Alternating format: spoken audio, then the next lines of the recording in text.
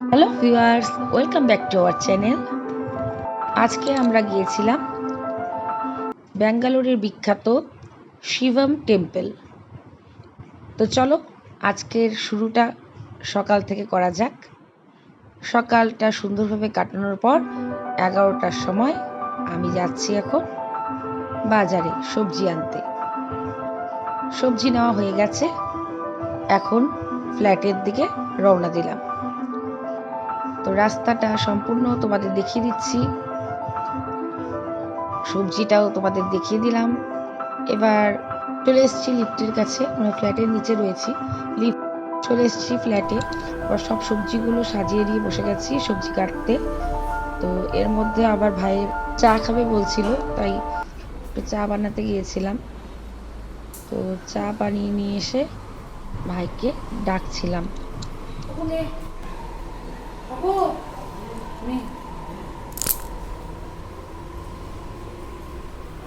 ও তো চা দেখে খুব খুশি, কারণ চা খেতে খুব ভালোবাসে। মাঝে মাঝেই তাকে চা বানিয়ে দিতে হয়, মাঝে মাঝেই এসে বলে কাজের ফাঁকে ফাঁকে চা দাও, চা দাও। তো তাই চা দিয়েছি। তো ওর মুখে হাসি আর দেখো তোমরা, দেখা যাচ্ছে না। তারপরে সবজি কাটতে আবার লেগে গেলাম। সবজি কাটার মাঝখানে আবার হাজব্যান্ডকে বললাম চা খাওয়ার কথা। যেহেতু ও চা খায় না, তাই আমার খুব হাসি পাচ্ছিল। একটু ভদ্রতা তো করতেই হয়, তাই না?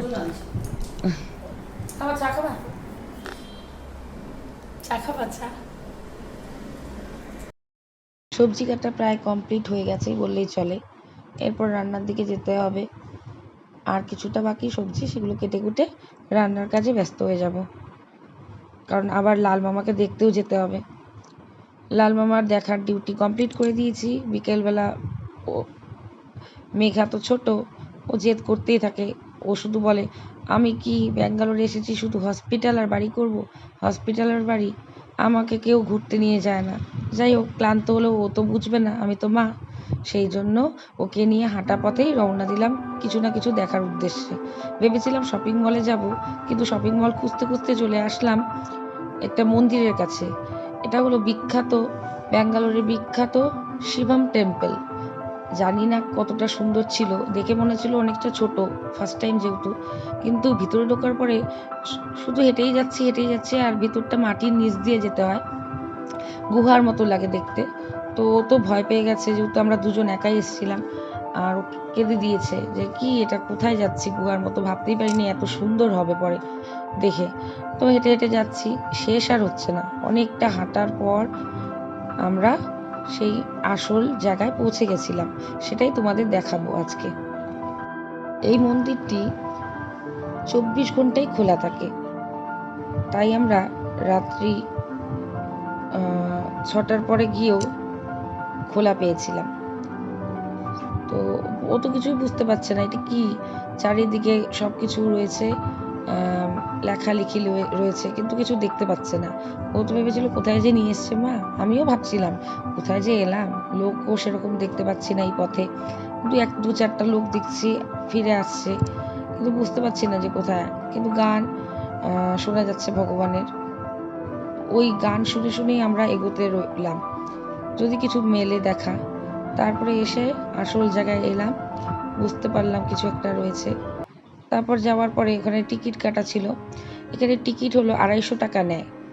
তো আমি প্রথমে 250 টাকা ভেবে ভাবলাম বাবা ঠাকুরের দর্শন করবো, তাও 250 টাকা। তারপরে কিছুক্ষণ অপেক্ষা করার পরে বললো একদিকে ফ্রি রয়েছে। তো ফ্রি থাকার পরেও আমি গেলাম, সেখানে নাকি বললো 150 টাকা দিয়ে টিকিট কাটতে হবে। তো কেটেই নিলাম, ভগবান যখন টেনে এনেছে তখন 150 টাকা, 150 টাকায় যদি টিকিট হয় তো না যাওয়ার কি আছে। তো চলেই গেলাম। তো ফিরে যাব, তো ঠাকুরের কাছে প্রার্থনা করে গেলাম যেন লাল মামা সুস্থ হয়ে বাড়ি ফিরে মানে যেতে পারে, আমরা একসঙ্গে আনন্দ করে যেতে পারি, এটাই ঠাকুরের কাছে প্রার্থনা ছিল। তো এই আর কি, চলো দেখতে থাকো ভিডিওটা, তারপরে সব ঘুরিয়ে ঘুরিয়ে যতটা পারবো তোমাদের সাথে শেয়ার করব। টিকিট কাটার পরে আমাদের ওখানে জুতো নিয়েছিল, জুতো নিয়ে কুপন একটা দিয়েছিল বড়, যাতে জুতোটা নিয়ে নিতে পারি কুপনটা দিয়ে। ওই কাজটা হয়ে গেছিলো। হওয়ার পরে তারপরে আমরা আবার একইভাবে মাটির নিচ দিয়ে হাঁটতে হাঁটতে হাঁটতে হাঁটতে প্রথমে গণেশ মূর্তির কাছে গেছিলাম। মেঘাকে গণেশ মূর্তি ছুঁয়ে প্রণাম করতে বললাম। তারপরে আবার একটা গুহার মধ্যে দিয়ে যাচ্ছি, ওখানে ঠাকুরমশাই ছিল, মেঘাকে আশীর্বাদ করলো এবং প্রদীপ শিখার থেকে শিখার হাত ছুঁয়ে মেঘার মাথায় বুলিয়ে দিয়েছিলাম যাতে মেঘার ভালো হয়, মঙ্গল হয়। তারপরে আবার গুহার ভিতর দিয়ে যেতে যেতে তারপরে শিবের কাছে পৌঁছেছিলাম। তো এত সুন্দর লাগলো দৃশ্যটা, মনে হচ্ছিল অনেকক্ষণ ধরে থাকি। কিন্তু বাড়িতে সবাইকে আমি জানিয়ে এসেছিলাম, আবার হোয়াটসঅ্যাপ লোকেশন শেয়ারও করেছিলাম আমার হাজব্যান্ডের সাথে। তো ও টেনশন ছিল না, কিন্তু চার্জ কম ছিল মোবাইলের, তো ভিডিও কমই করতে পেরেছি, আমি পুরোটা করতে পারিনি। ওই কারণে ভিডিওর একটা চিন্তা ছিল, যেহেতু আমি শেয়ার করব, তোমাদের দেখাবো। তো এইবার খুব ভালো লেগেছে। তো এই যে দেখো, টিকিট আমার কাটা হয়ে গেছে। তারপর আস্তে আস্তে আমি শিবের কাছে আমি পৌঁছানোর চেষ্টা করছিলাম, কিন্তু কিভাবে যাব না যাব ওদের কাছে বলে বলে জিজ্ঞাসা করে করে ওরা দেখিয়ে দিচ্ছিল, আমি শুনে শুনে যাচ্ছিলাম। তো ঠাকুর মশাই ছিল, অনেক নিয়ম ছিল, যারা পুজো করবে আর কি তাদের ক্ষেত্রে এই নিয়ম ছিল। তো আমি যেহেতু পুজো দেব না, মানুষরা করে যাব বা মানসিক করে যাব, সেই কারণে আমি আমার ঠাকুরের কাছে পৌঁছানোর উদ্দেশ্যটাই ছিল। তো মেঘাকে উঠিয়ে দিচ্ছিলাম, যেহেতু আমি ক্যামেরা করছিলাম। তো মেঘা যাচ্ছিল, আমি দেখাচ্ছিলাম মেঘাকেও এবং ঠাকুরটাকেও। তো মেঘা প্রথমে গণেশ ঠাকুরকে ছুঁয়ে প্রণাম করলো, ওখানে আমি ভালো করে ওর ভিডিওটা করে দিলাম আর দেখাচ্ছিলাম, ও ছবি ফটো তুললাম। তারপর মেঘা নেমে আসলো, ওখানে ভালো করে আমি ঘুরিয়ে ঘুরিয়ে দেখছিলাম। আর উপর থেকে এত সুন্দর লাগছিল শিবের জায়গাটা, খুব ভালো লাগছিল, মনে হচ্ছিল আরও কিছুক্ষণ থাকি। কিন্তু মাসি ছিল না, মাসি ছিল হসপিটালে। তো এরপরে কে যাবে না যাবে ওটা একটা চিন্তা ছিল, ফ্ল্যাটেও থাকতে হবে কাউকে না কাউকে। তো সেই কারণে আমি 1 ঘন্টার মধ্যেই সব কিছু হাঁটা পথ, আর যাওয়ার সময় আর হাঁটা পথে যাইনি, অটো করেই চলে গেছিলাম, তাই 1 ঘন্টা মোটামুটি লেগেছিল। এরপরে দেখো, আমার গণেশ মন্দির দেখার পরে বা গণেশ মূর্তির কাছে যাওয়ার পরে আবার গুহার মধ্যে দিয়ে যাচ্ছি। তো যেতে যেতে আবার এখানে শিবের ছোটো ছোটো মূর্তি দেখতে পেলাম। মেঘা জিজ্ঞাসা করছিল নানা কোশ্চেন, দেখো মাটি পাথর কেটে কেটে মন্দিরটা বানানো নিচে একদম গুহার মধ্যে দিয়ে যাচ্ছি। মেঘা আমাকে নানান কোশ্চেন করছিল, এটা কি ওটা কি, তা আমি বললাম শিবের মূর্তি। আর ভয়ও পাচ্ছিল, অন্ধকার ছিল ভিতরে, নানা রকম লাইটিং দিয়ে যতটা পেরেছে ওরা কালারিং লাইটিং দিয়েছে। তো ভালো লাগছিল, আমার তো খুব সুন্দর লাগছিল, বা সবাইকে নিয়ে আসলে আরও ভালো লাগতো, কিন্তু কে আসবে, এটা ছিল। মেঘা আমাকে জিজ্ঞাসা করছিল এটা কি, তাই আমি বলছি শিবের মূর্তি। ও তো এত বড় বড় মূর্তি দেখেনি, আর এর আগে তো ও ছোটো ছিল যখন যেখানে গেছে, এখন একটু বড় হয়েছে, ওর নানান কোশ্চেনের উত্তর দিতে হয়। তাছাড়া সবাইকে নিয়ে আসার মতো উপায় ছিল না, মাসিও ছিল না, ভাইটাও দৌড়াদৌড়ি করছিল, তারপরে মেঘার বাবাও কোনো কাজে ব্যস্ত ছিল, ঘর ভাড়া দিচ্ছিল বা ফ্ল্যাটের ভিতরে ছিল। এবার আমরা চলে আসলাম শিব মূর্তির কাছে। তো এখানে দেখো আর একটা শিব মূর্তির গায়ে যারা পুজো করবে তারা জল ঢালছে, দুধ যেগুলো বলে পঞ্চামৃত আর কি। এবার আমি শিবের মূর্তির কাছে গেছি, যাওয়ার পরে আবার এক গুহার মধ্যে দিয়ে আমাদের যেতে হবে, প্রবেশ করতে হবে ঠিক শিবের কাছে যেতে হলে। তো আমি খুঁজছিলাম কোন রাস্তাটা ঠিক দিয়ে ঠিক যাব। তো খুঁজতে খুঁজতে বাদ সাইডে দেখলাম একটা গুহার মতো রয়েছে, ওখান দিয়ে আমি আবার প্রবেশ করলাম মেঘাকে নিয়ে। মেঘা আগে আগে যাচ্ছিল, আমি পিছনে পিছনে ক্যামেরা করতে করতে যাচ্ছিলাম। তো দেখতে থাকো এইভাবেই আমি কিভাবে ভিডিওটা করছি।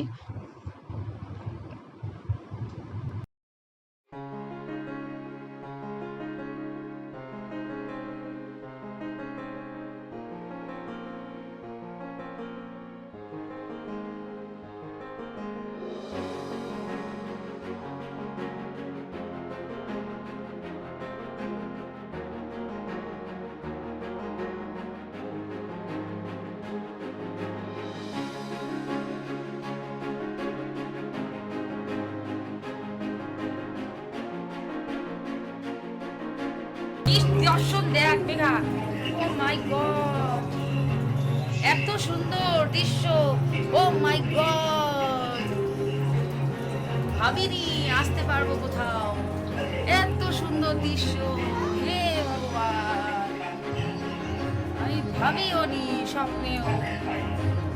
আমি যতটুকু পারছি ততটুকু ভিডিও তোমাদের জন্য দিচ্ছি বন্ধুরা, দেখতে থাকো। দারুণ লাগছে, দারুণ দারুণ। শিব আমাকে টেনে এনেছে, বুঝতে পারছি তোমাদের জন্য। বুঝছো? সবাইকে দেখাবো, এই যে দেখো।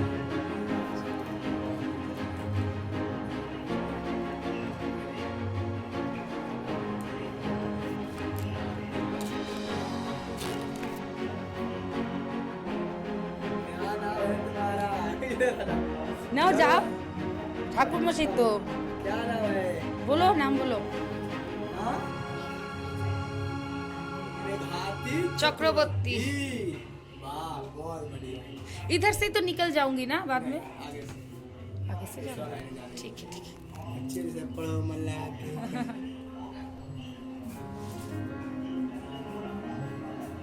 क्या हुआ? टाइम 6 बज गए।